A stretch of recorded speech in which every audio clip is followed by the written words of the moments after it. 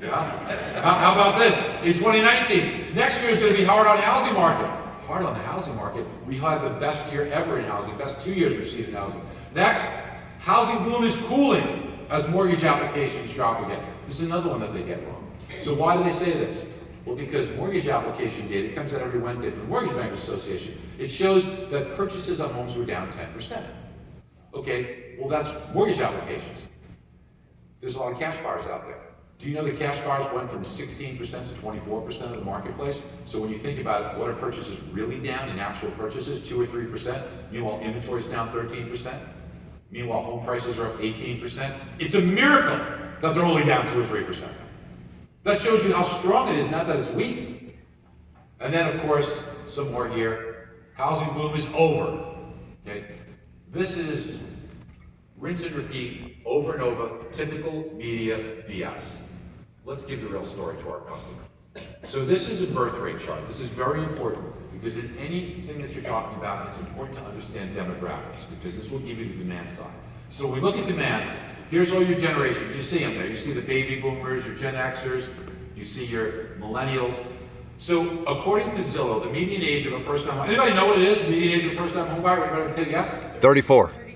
Let me tell you something. Somebody said 32, 34, put them together, you're exactly right. It's 33. Very good guesses, by the way. Excellent.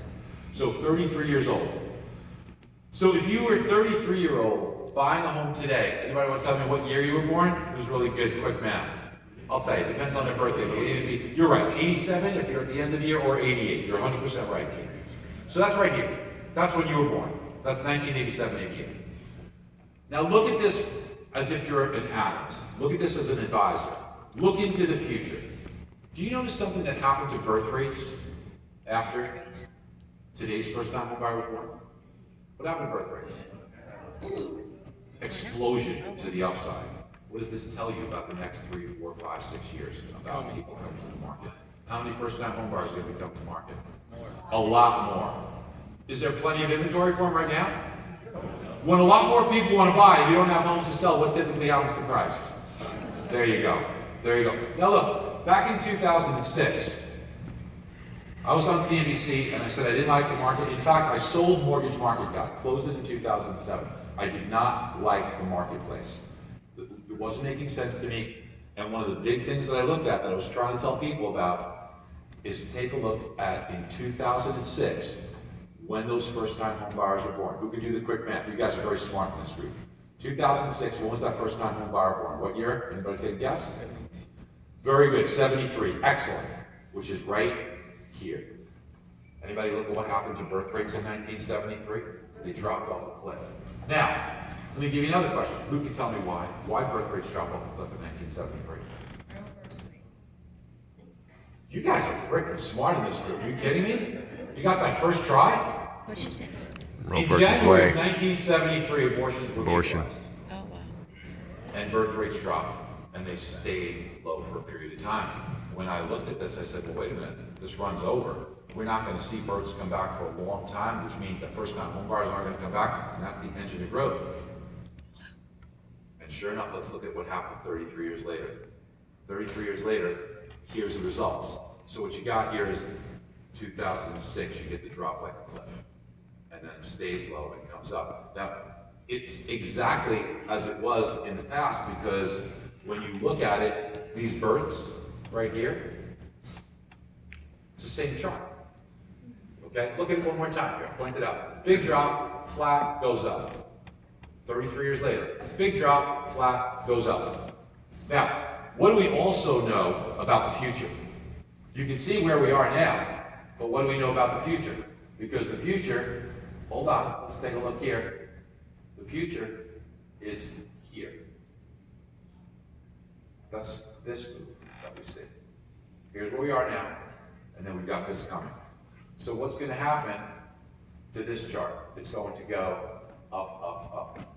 Now team, let's take a look here, and we're going to add these gold bars next to it. So what's the gold bars? That's the supply side. That's builders putting up homes.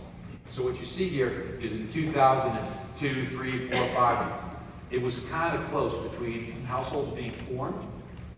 Household formation, by the way, is somebody leaves mom and dad and they get their own place and they turn on the electric. Okay? and then builders putting up homes, pretty close. And then in 2006, you got the big drop off because abortions were legalized 33 years later, so builders didn't get the memo. Builders put up more homes than they ever have in history. They put up 2 million homes, there was 800,000 formations, and there was in excess of 1.2 million homes that were wasted on the market. But they continued in 2007 and in 2008, and you have yourself a full-blown housing bubble. And that's how it all started. These are crazy connections, but you have to Damn abortions. if you want to be an advisor. Now, where are we today? If you want to know why home prices are going up, if you want to know why bid over ask, if you want to know why you can't find inventory, look no further than what's happening here. Look what happened in the past 4 years. Now this is 21. We don't have the full data for the year, but we know the same thing is happening. More households, not enough building. And that's why home prices are going up. That's why they probably will be well supported into the future. But let's continue. Inventory. Back in 2007, 3.7 million units for sale. Today, 1.2 million units. You can't tell me it's like a bubble or feels like a bubble. There's nothing to sell. How is it a bubble? That's why we gotta start Bubbles building. happen, too much to sell, not enough buyers, right? Today, let's look at households. Back in 2007, there were 116 million households, meaning everybody in the United States lived under 116 million roofs. Today, it's 128 million roofs. So, summary, you got 12 million more households and 3 million fewer homes to buy. Wow. How can you have a bubble with those conditions? But wait, there's more. The media gets it wrong on affordability, right? Do people say, homes aren't affordable because they went up, right? You hear this, yes? Okay, so they look at the wrong metrics. The first thing they look at is they say, median home price is up 24%. Hourly earnings are only up 4%. You see that on the chart there? Okay? And so Diana Olick says, unsustainable, out of data, so many other ones, housing wire. Housing's miles away from being affordable. Well, they don't understand it. Let's break it down and understand it. Here we go. So first thing is it's not 24% because that's median home price. Median home price is not real appreciation. That's the midpoint of the home selling price. The midpoint means that half the homes above, half the homes below. If there's no inventory on the lower end, and all you get is bigger homes for more expensive homes, it's going to skew that. Actual appreciation Truth. is between 18 and 20%, which is still very high. Let's even take the highest level, 20%. So 20% appreciation, 4% hourly earnings. Okay, it's not 24, but it's still a big difference. Except you don't use hourly earnings, because what if somebody works more hours, and people that are being asked to work, they're being paid time and a half, double time. What you want to look at is what's much smarter is weekly earnings, because you can work more or less hours. Weekly earnings, they're up 8%. So you might say, okay, Barry, it's closer, but still 20% appreciation, 8% weekly earnings. That still doesn't seem affordable. Here's where math comes in. Now, math is very hard for me. Okay? So here's what way we're supposed to do. Now follow me here. This is something you don't want to explain to your customers when they talk about affordability or help your real estate agents out. Affordability.